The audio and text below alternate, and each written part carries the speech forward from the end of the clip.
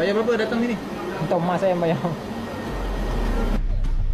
Pemeriksaan lanjut terhadap lelaki berasal dari Indonesia ini mendapati beberapa gambar kepingan MyCard milik orang lain turut berada di dalam galeri foto telefon bimbit miliknya disyaki digunakan untuk bekerja.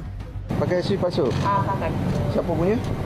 Saya punya, tapi itu hari kan sudah lama. Kawan saya bayar sama kawan lah. Kebanyakan warga Indonesia ya yang memegang IC palsu, dan ini sangat disayangkan sekali gitu ya. Ini yang membuat warga Malaysia itu jadi antipati kepada warga kita, warga Indonesia di sana.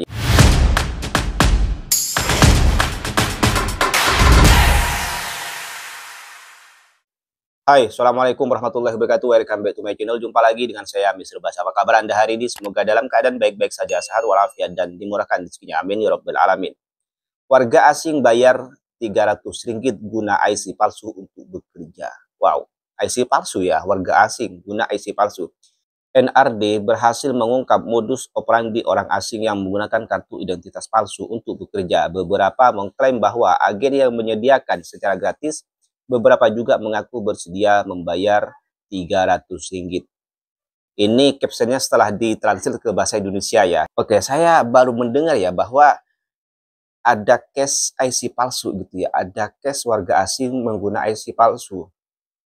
Nah, IC palsu ini betul-betul palsu ataukah IC betulan ya punya orang Malaysia tapi dipegang oleh warga asing? Apakah seperti itu? Oke. Sebaiknya kita tonton saja dulu videonya. Warga asing bayar Rp300 guna IC palsu untuk bekerja.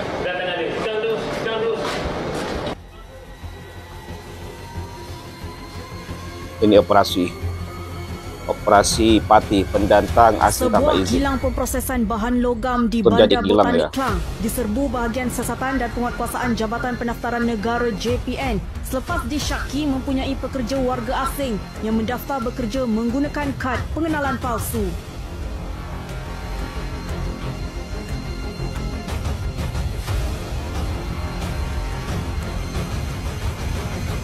Baru masuk 7 tu? Baru kita masuk malam 7. 7 sampai? 7 malam sampai 7 pagi. Shift malam lah. Masih malam. Berapa orang sana shift malam? Ya, lelaki ada yang lelaki tak ramai, 7 orang macam tu. Oh, perempuan yang ramai? Perempuan 19 macam tu.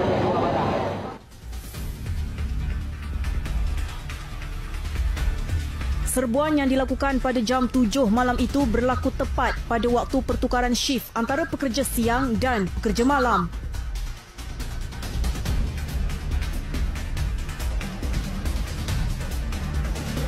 Namun, ketika serbuan dijalankan, beberapa individu lelaki dikesan menggunakan kad pengenalan palsu tetapi cuba menyembunyikan fizikal kad tersebut dengan mendakwa hanya menggunakan sijil lahir ketika mendaftar untuk bekerja di kilang berkenaan.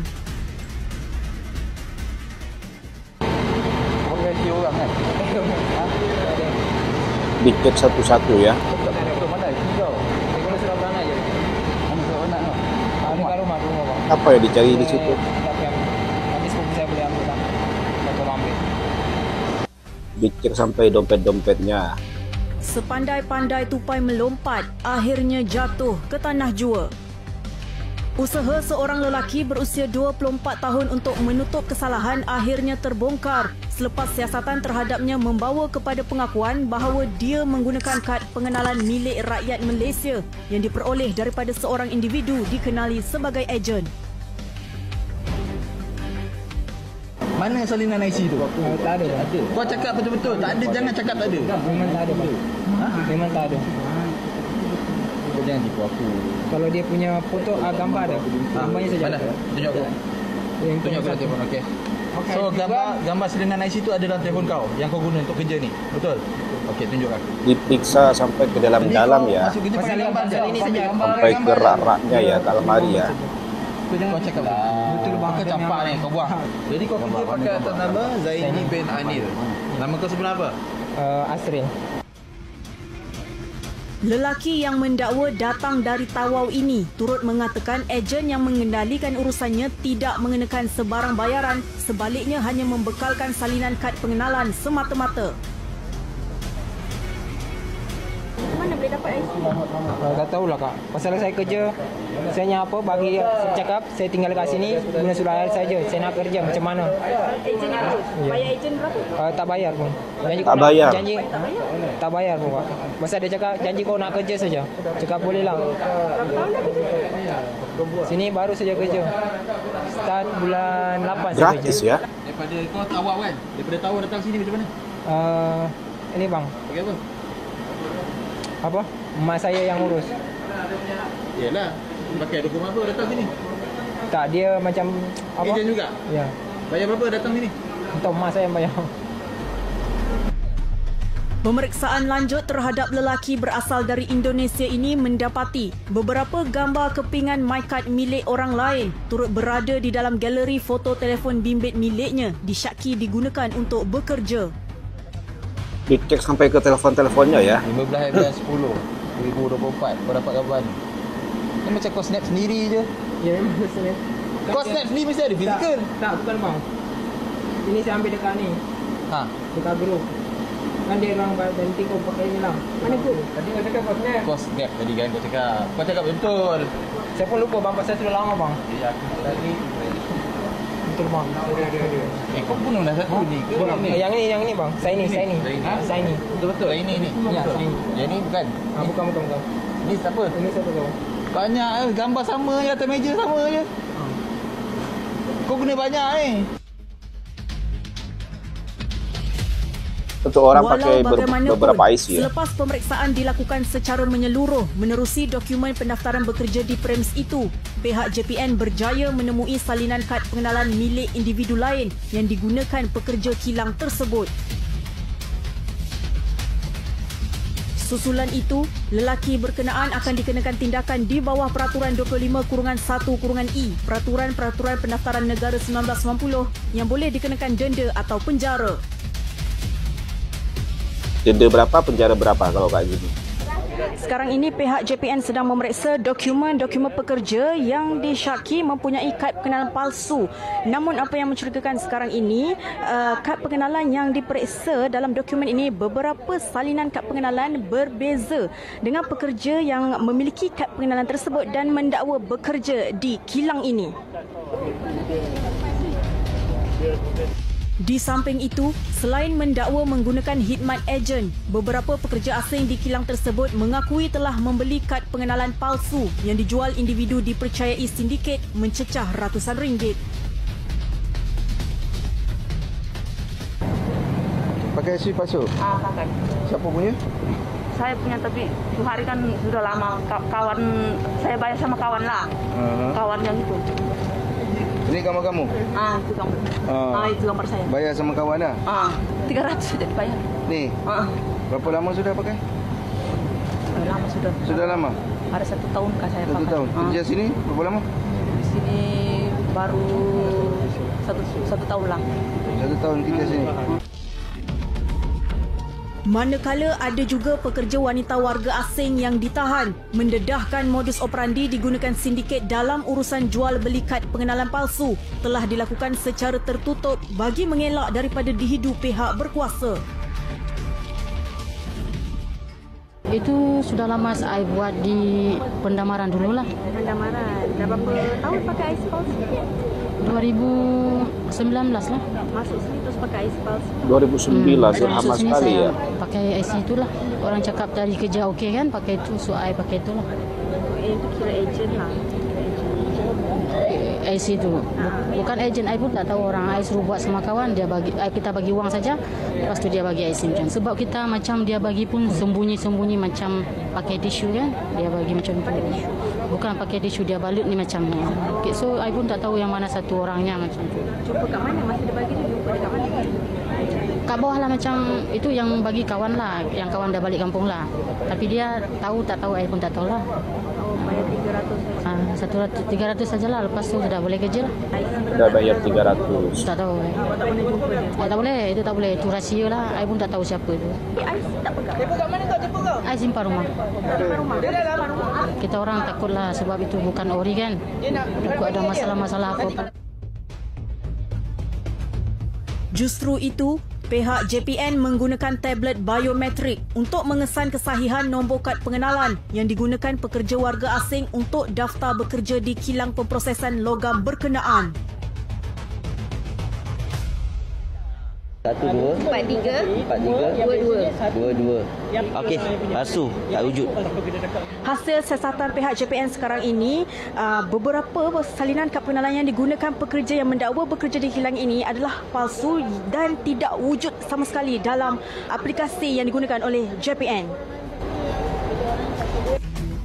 Oh, berarti IC buatan ya, bukan punya orang gitu kan? Hasil pemeriksaan pada kad pengenalan yang telah dirampas turut membuktikan ketulenan MyCard tersebut selepas diteliti menggunakan lampu ultraviolet atau UV, menunjukkan elemen wajib pada MyCard tidak terkandung dalam kad pengenalan palsu yang digunakan beberapa pekerja kilang berkenaan.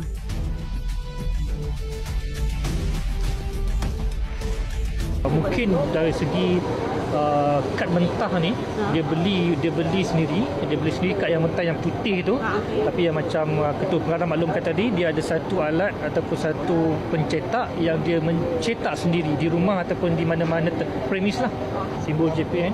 Yang original. Yes, ni original, simbol negeri. Kan? Negeri-negeri di Malaysia, simbol JPN. Kalau kita pusing ke sini pula, bangunan di Jabatan Perdana Menteri lah. Ini kita tengok yang palsu tadi. Palsu tadi, kalau kita tekan yang tadi, tak ada kan? Tak ada langsung kan? Tidak ada langsung kata apa, yang tersembunyi, hologram yang tersembunyi tu bangunan JPM tu. Dan dekat sini pun tidak ada simbol JPN dan negeri-negeri di Malaysia, tidak ada. Kalau tengok kan dia punya ketebalan huruf pun tak konsisten ya. Bentuknya mungkin seakan sama, tapi kalau lampu UV ni sangat membantulah untuk apa, tindakan awal untuk kita mengecam sama ada yang palsu ataupun yang tulen.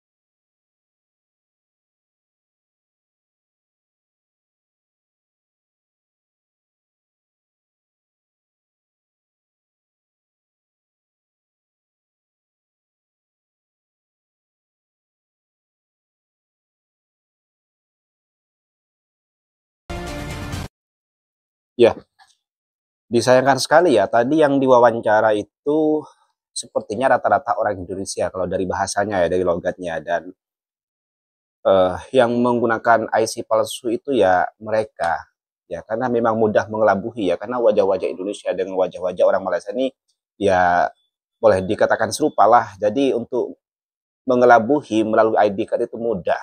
Dan tadi itu juga ada yang betul-betul palsu IC-nya, kemudian ada IC palsu tapi bukan IC palsu beneran. IC yang ada itu berbeda dengan wajah yang punya. Mungkin IC-nya itu betul ada, punya orang Malaysia, tapi dipegang oleh warga negara Indonesia sebagai yang diklaim sebagai ID card-nya, sebagai IC-nya. Tetapi kebanyakan tadi ketika dicek IC itu ternyata betul-betul palsu, tidak resmi gitu ya, alias buatan sendiri. Sepertinya tadi sepanjang video itu tidak ada wawancara dengan pihak perusahaan, dengan pihak kilang.